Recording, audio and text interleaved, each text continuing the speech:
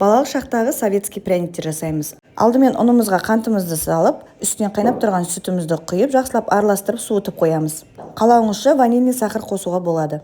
Бөлек ыдысқа ұнымызды салып, разрыхлителімізді салып, жақсылап араластырамыз. Суытып қойған массамызға сұйық май, сарыуыз, жұмыртқа және тұзымызды салып, жақсылап араластырамыз. Үстінен ұнымызды қосып, жақсылап қамыр илейміз. Қамырымыз жабысқақ болады, артық ұн қоспай, қолымызға сұйық май жағып, жұмсақ қамыр илейміз. Артық ұн қоссаңыздар, пряниктеріңіз қатты болып қалады. Одан кейін қамырларымызды жайып, осындай дөңгелек етіп кесіп шығамыз. Барлығын кесіп болғаннан кейін противенімізге осындай арақашықтықта салып, 180 градуста қызарғанша 15 минут пісіріп аламыз.